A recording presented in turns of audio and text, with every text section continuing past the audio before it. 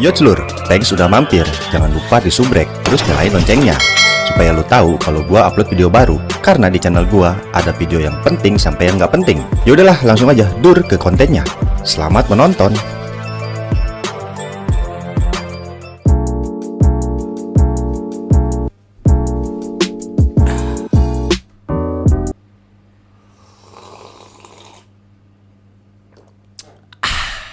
Halo lur, gimana kabar? Sehat lah ya. Walaupun sekarang udah agak sepi tentang COVID, tapi kalian harus tetap waspada ya. Dan juga dari penyakit-penyakit lainnya. Soalnya anak gue baru aja keluar dari rumah sakit gara-gara diare anjir. Main juga diare bisa bikin orang dirawat. Tapi yaudah lah ya. Oke, di video kali ini gue bakal bawain konten gue ceritain. Nah, di konten gue ceritain kali ini gue bakal ngebahas tentang apa ya istilahnya namanya ya, Setiabudi 13 gitu. Yang terkenalnya itu Setiabudi 13. Penemuan jenazah dalam kardus gitu, dalam kondisi yang terpotong-potong gitu. Bisa dibilang namanya apa ya, mutilasoy lah ya, jangan itulah, pokoknya kita kamu bahasain jadi mutilasoy gitu supaya ramah YouTube, ramah AdSense sih. Oke, sebelum kita mulai kontennya, ada baiknya lu subscribe dulu channel gua, terus follow juga sosial media gua ada di Twitter sama Instagram. Lu juga bisa sawer ke gua ada link sawer ya, linknya ada di deskripsi gitu kan, yang sampai saat ini masih 0 juga. Oke, langsung aja kita mulai kontennya. Setiabudi 13.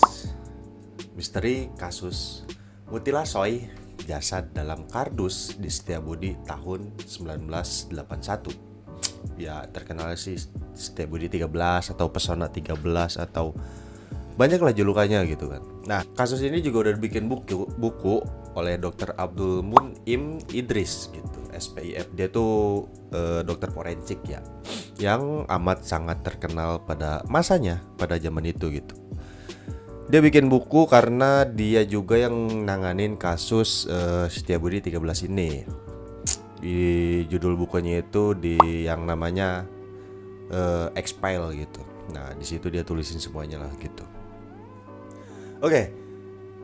Awal mulanya itu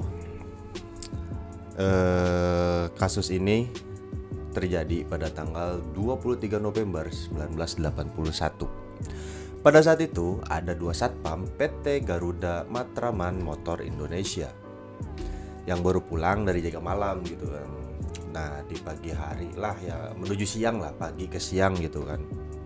Dua satpam ini nemuin dua kardus di trotoar di sekitaran Jalan Sudirman, tepatnya di persimpangan Jalan Setiabudi Jakarta Selatan. Ya, Setiabudi zaman dulu sama Setiabudi zaman sekarang gitu kan. Jaksel zaman dulu sama Jaksel sekarang itu kan beda banget ya. Kalau dulu kan pastinya sepi gitu kan, nggak serame sekarang gitu loh. Apalagi kalau malam gitu kan. Kalau malam ya udah pasti sepi lah. Kalau sekarang kan di Setiabudi itu ya ramenya minta ampun gitu kan, apalagi kalau kemacetannya. Oke, lanjut. Nah, si dua satpam ini nyium bau busuk gitu, bau busuk atau bau bangke lah ya, bau bangke gitu dari arah dua kardus ini gitu, dari dua kardus yang mereka temuin itu. Tapi mereka nggak berani buka gitu kan, atau ngeliat isinya lah. Ya karena pertimbangannya lah ya, pada zaman itu kan yang berkuasa juga kan tahu sendiri ya, tahun 1981 itu kan. Jadi dia nggak mau mereka berdua itu nggak mau dituduh macem-macem gitu kan. Walaupun nanti mereka yang cuma nemuin, bisa jadi mereka kan sudahlah, gak usah dibahas. Ya pokoknya di tahun-tahun segitu kan agak-agak sensitif lah ya, masalah yang kayak ginian gitu kan. Yang berkuasa pada saat itu kan tahu ya gitulah. Nah, lalu karena mereka nggak berani buka kardus itu, akhirnya mereka laporan ke Polantas yang ada di sekitaran situ. Nah, sayangnya Polantas yang ada di situ itu lagi sibuk ngatur lalu lintas gitu, lagi ngatur jalan lah. Jadi dia belum bisa ngelihat isi kardusnya gitu, belum bisa langsung lihat gitu. Nah di waktu yang bersamaan ada dua pemulung yang sedang ya beraksi lah di sekitaran situ gitu kan, nemuin kardus gede itu. Ya karena pemulung gitu kan ya, lihat kardus kayak gini, wah kayaknya harta karun gitu isinya kan ya, langsung aja diangkat sama mereka. Cuman karena terlalu berat gitu, jadi nggak kuat lah mereka ngangkatnya. Dibukalah kardus itu, dibuka. Jadi pas mereka buka, mereka langsung kaget, tercengang, terpingkal-pingkal, bukan terpingkal apa ya, pokoknya kaget lah. Karena di kardus itu berisi 180 potong daging beserta organ dalamnya.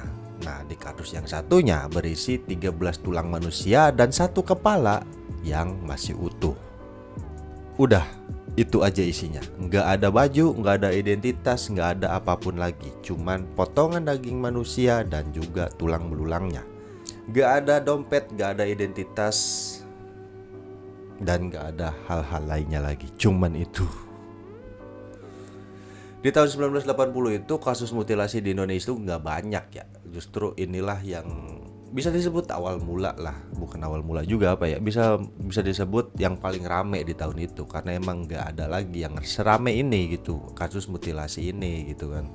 Dan akhirnya kasus ini pun bikin warga heboh lah. Kalau sekarang mah viral gitu ya.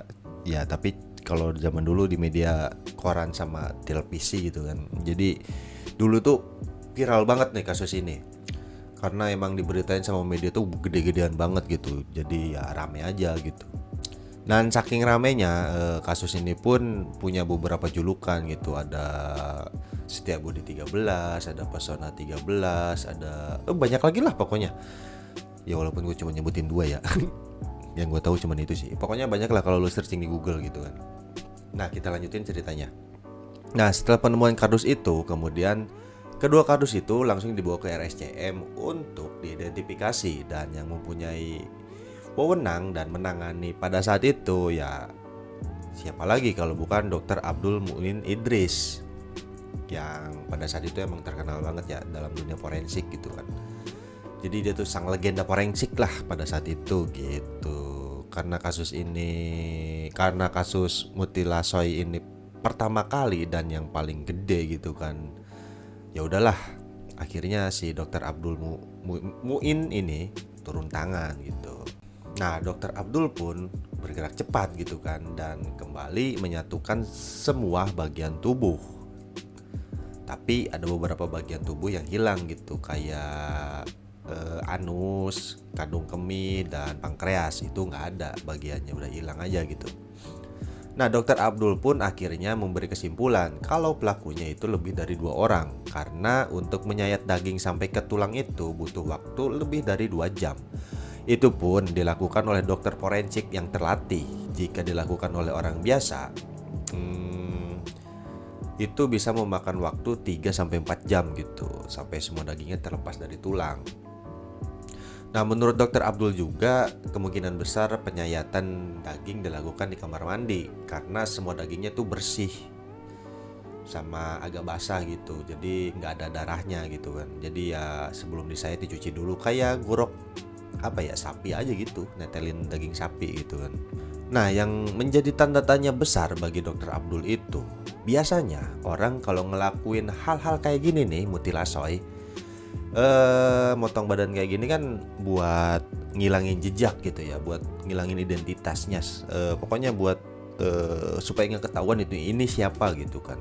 Nah, tapi si kasus ini, semua anggota tubuh yang kemungkinan besar bisa diidentifikasi itu ada. Kayak gigi gitu kan, sidik jari yang di jari gitu. Ya iyalah, sidik jari di jari anjir. Kayak sidik jari gitu kan. Semuanya komplit utuh, nggak ada yang hilang gitu kan. Apalagi kepalanya juga masih ada. Harusnya sih bisa dikenalin ya.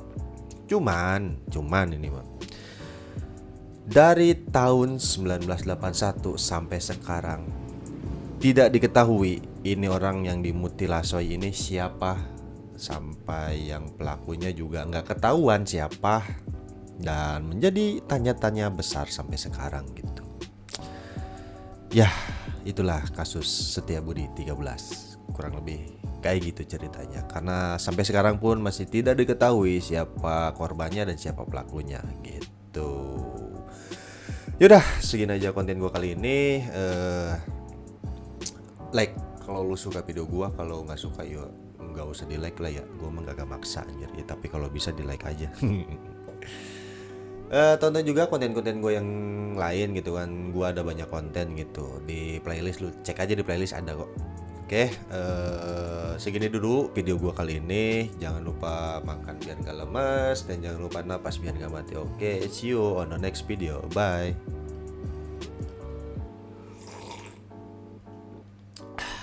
Kira-kira siapa ya pelakunya ya?